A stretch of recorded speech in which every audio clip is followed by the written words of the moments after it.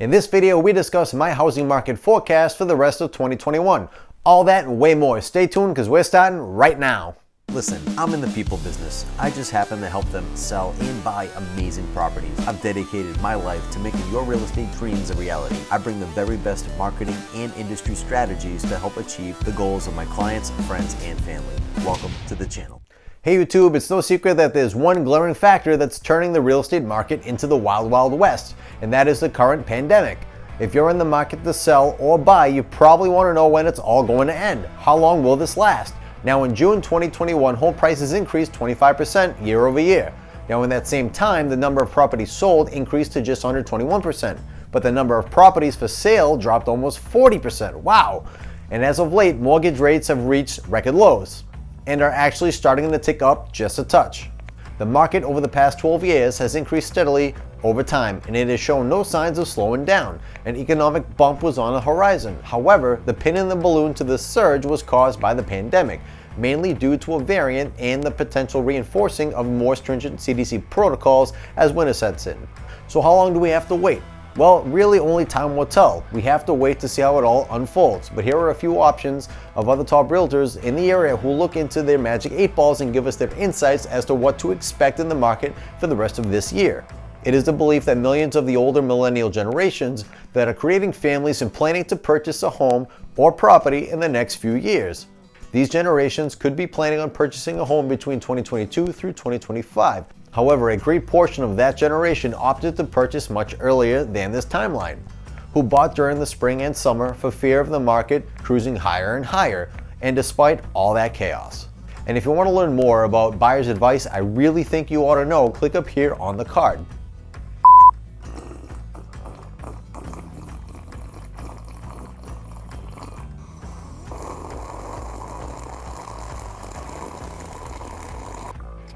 Six and a half hours later. The recent rental market has had a 100% increase in the number of people moving to buy a home or engage in a job search. All that demand was pushed forward into a bottleneck, and this forced prices to shoot up sky high. This was also happening during what is usually the hottest season for home buyers. As we head into the winter months, activity usually slows down and price tends to drop. Lately, many buyers opted to wait to make a purchase because prices are just too damn high. However, also as of late, buyer pushback has also caused some sellers to reduce their prices in select areas. Home prices are being adjusted due to lack of offers and lack of over-asking prices, which leads to lack of bidding wars. Buyers are finally starting to push back. Numbers in inventory are also climbing. Prices, however, won't go all the way back down to normal, but these factors will cause further price adjustments. For some, the enthusiasm of purchasing a new home is beginning to fade, especially for those who have had several missed opportunities at getting their offers accepted. But there are still plenty of new buyers entering the market. Depending on the pandemic and how forcefully it thrusts us back into quarantine mode will greatly affect the continuation of price corrections and or the increase in market inventory, which has been increasing slowly over time, and hopefully it will lead us back into a slightly more normal market.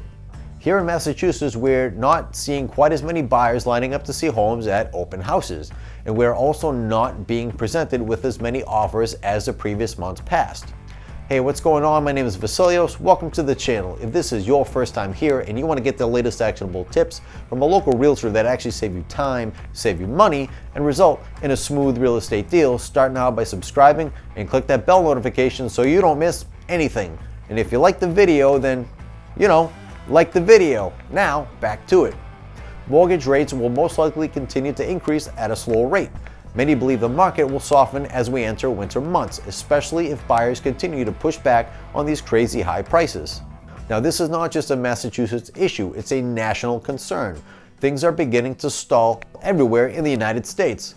Many folks that exited the big cities during the pandemic are beginning to repopulate those cities such as New York, where people are currently able to find steep discounts on real estate, and these big cities are coming back to life around the United States at a record pace. With inventory and retail coming alive and back into market and outdoor dining being fully open again, these factors will have a dramatic lift to help the economy, which in turn should help the real estate market in the near future. Market conditions in local markets still vary across states and across the country. In Boston, there has been a radical change in the market, especially in the greater Boston area, where prices have gone through the roof in the spring, but since the summer market, prices are continuing to creep down. We are still mostly in the seller's market, but that is beginning to drift. We are in now what is called a floating market. We are transitioning. Now, it might be the beginning of a transition, but we are undoubtedly transitioning. Our sellers are no longer seeing 15 to 20 offers for their homes, not as it was in the spring. Now, with the decrease in the number of offers, some homes that once sold for several tens of thousands of dollars over asking are now selling in a more normal price range of about 10 to 20 over asking, if the homes are priced correctly, that is. As I alluded to buyer pushback earlier in the video, even with very low inventory, buyers are more patient, as the pandemic has, or the country I should say, has begun to heal itself. Many buyers will now notice a home that is overpriced and sit on the fence or sit on the sidelines and wait a weekend to see if the property is still available. With all that being said, inventory will still remain to be fairly tight, which will still keep prices on the higher side. We will not see a huge price correction, but if that home is priced correctly and the fit and finishes pandered to the current market, it will still sell quickly for top dollar. Now, buyers are still willing to pay for a move-in ready dream home with all the upgrades, as is the case in every market, so keep this in mind. We have also been seeing that buyers no longer waive all contingencies, and there have been less bidding wars all around. We are now back to a more normal offer process. When we polled single-family home prices in a 10-mile radius of Milford this past weekend, we saw 7 new homes on the market, 47 were under agreement or contingent, 15 homes actually sold. These homes were on the market for about 29 days and had an accepted offer in about 18 days average. Contrast that to a month ago, to the end of September, 10 homes came on the market, 37 were under agreement or contingent, 17 sold, and days on market was 27 days. Days to offer was 19. So even just going back a month within a 10-mile radius, noticeably a hotter market. Now let's go back 2 months from today. 8 new properties to market, 78 under agreement or contingent. 21 sold, and they lasted 28 days on the market and 13 days for an offer. The average price sold stayed within about 20 to 30 grand average in the mid 500s. But this goes to show that there is a trend since the summer months. The market is transitioning or floating a step or two towards a buyer's market.